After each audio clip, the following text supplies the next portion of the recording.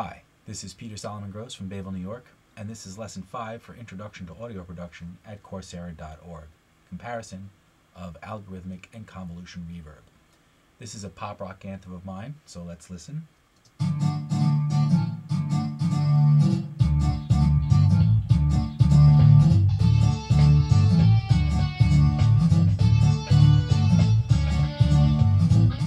Okay, we're going to be working on the acoustic guitar 1 part. So here we have in the inspector panel my channel strip and next to it the auxiliary track.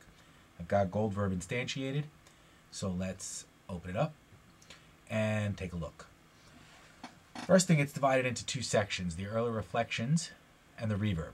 The early reflections are the initial distinct echoes you hear, the slapback essentially, and it's got a few control parameters to it. There is the pre-delay, which controls how long it takes before you hear the first echoes. I have it set for 10 milliseconds. And then the room shape. It's pretty self-explanatory, from triangular to septagonal, and I have it set for 4, rectangular, which is pretty common room shape. Stereo bass is, there's a pair of virtual microphones recording this algorithmic space, and this is how far apart the microphones are. And I'm actually going to have it pretty close. I'm going to make it like almost like headphones, about the width of the human head, maybe a little more. And then this is the room size. I have it set for 13 meters, which I've tested out, and I like it. So let's listen.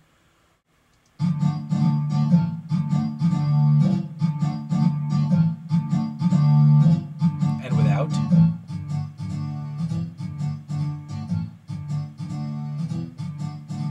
Again. Okay. And let's check it out in context.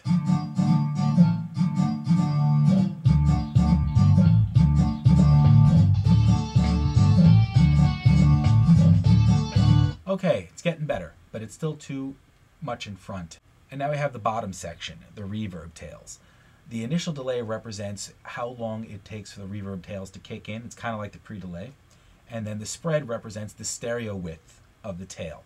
If you have the spread set all the way to 0, you get a mono tail. And if you have it spread all the way to 200, you get like an extra wide stereo. So we're going to have it set for just regular stereo at 100%. And we're actually going to bring our initial delay down and match it to our pre-delay of 10 milliseconds. Over here we have the high cut, and this is used to dampen the higher frequencies, and it kind of represents objects in the room, things that absorb sound like carpeting, curtains, furniture, people.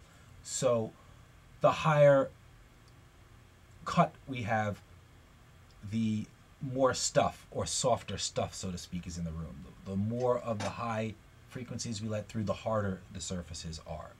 The density adjusts the thickness of the reverb tail over here, and then the reverb time adjusts the length of time for the reverb tail to drop down in volume, to vanish away. Finally, we have up here the balance between the 2 sections, early reflections, which is set for 100% early reflections right now, and then the reverb tails. So let's listen to the reverb tails now. And there it is, all that kind of fuzzy noise at the back. We'll solo it. So clearly we don't want that but we do want some of it. So let's just edge ourselves a little bit into that area and have a listen. Still a little too rich in it, I think. But that's better, and it's going to quieten it. Now let's hear it in context.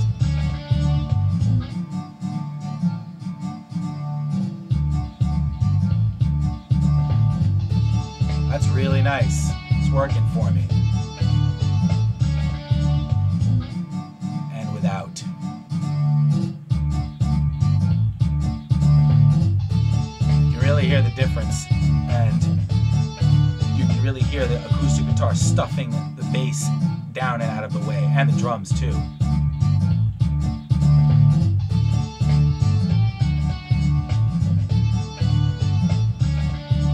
Okay.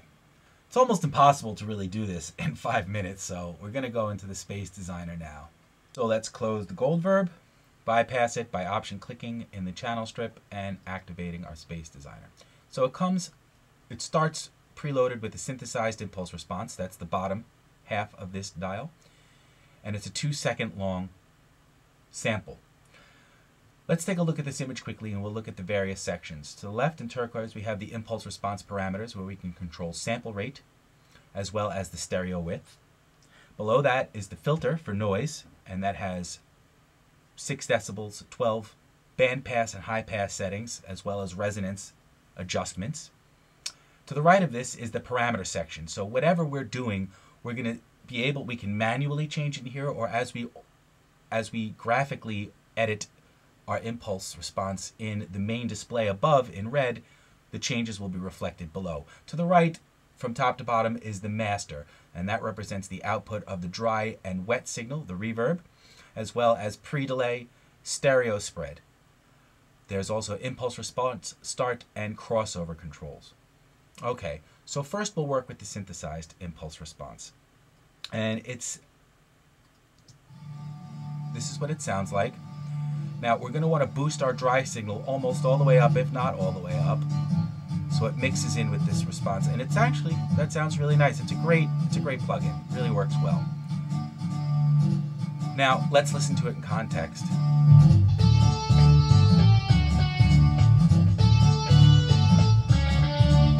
And without.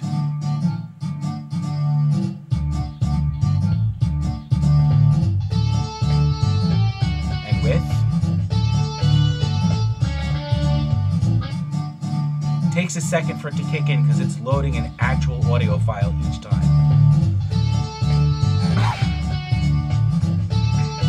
Alright, so far I like it. Now let's look at how we can edit this.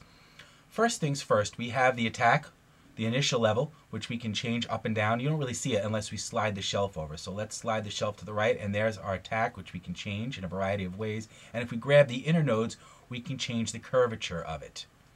I like it to kind of be a little more swooped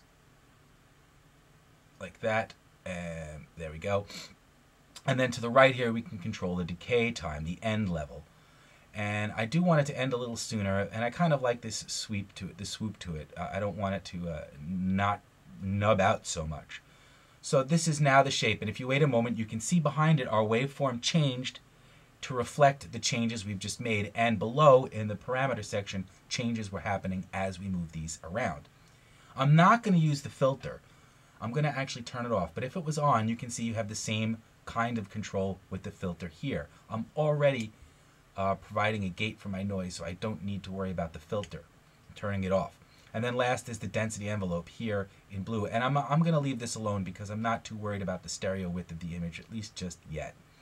Back to the volume response. So here we go. Now when we're looking in this window, you know, if I turn the filter back on, you can see the yellow behind it, you can see the red here, you can see the green of the density filter in the back behind it all. So they're all represented there. If I click zoom to fit, I see everything. If I click A, I just see the front, the attack. If I click D, I see the decay, the back. Now over here on the left, the sample rate is set for 44.1 kilohertz, and I can change that and make it a lower sample rate, and that's actually going to double the time of the sample. And as you can see, it went from 2 to 4 seconds here in the length window. Similarly, I can do it again, dropping it a half, and it will make it 8. Now, let's listen to that, but I'm not going to do it. A little solo. You really hear it when you stop it, right? Let it load.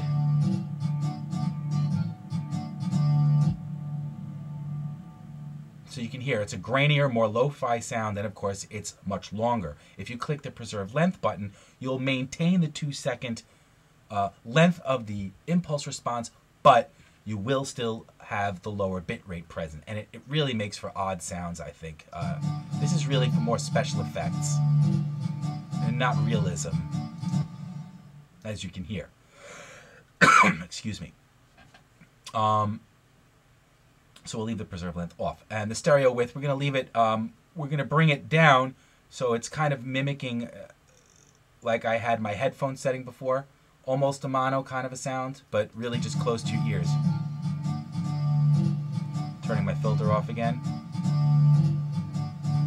And then the last thing we can do with this, well, there's two more things actually. There's the EQ, so it's on, and we can turn the bands on. So let's say I want to drop my low end down and brighten up my high end. I can actually do that. But it does introduce a little bit of a hiss, I feel.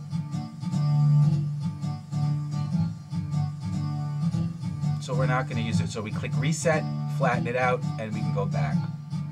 All right, so that's that for the synthesized portion. So now let's look at the IR sample where we load an actual audio file. If we go here to our presets, you'll see a large variety of settings: spaces, rooms, warped effects, surround spaces, etc., etc. We're going to go to small spaces, rooms, and jazz guitar room, and let that load.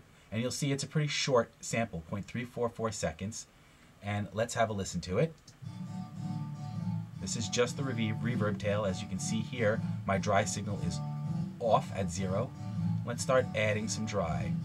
And again, we're going to go pretty much up to max, if not max. And we're going to add a little more wet signal. All right, that's very nice. Let's hear it in context. All right.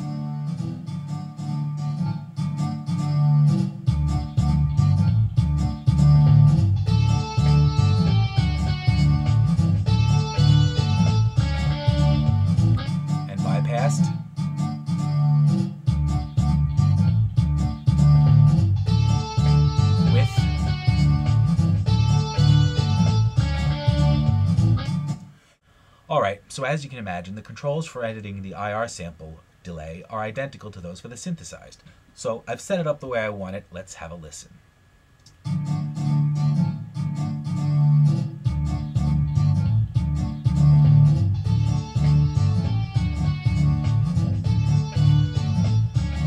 And without.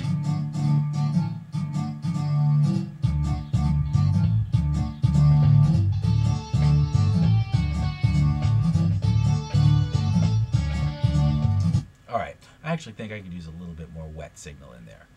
Good. Now, there's one other thing you can do with this plugin that's really, really interesting. Exciting, actually, is you can add any audio file into this, and it will make it an impulse response, a convolution reverb. Click the small minus sign in the IR sample portion of the dial, and I've put a few on my desktop that we're going to take a listen to. So here's quick transit. This is a transition type of sound. So let's listen to it with the guitar part.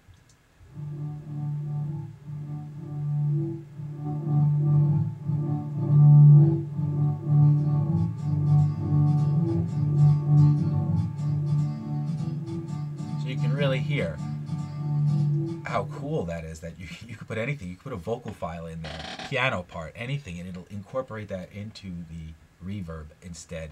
Really quite impressive. So it's a really powerful, complex, deep plugin. In fact, one last thing, you can actually click reverse and that will switch the impulse response and all your editing with it. So this thing is really just amazingly capable and a lot of fun. All right, so I know it was long. Thanks for listening. I hope you got something out of it, and have a great day, everybody. Bye-bye.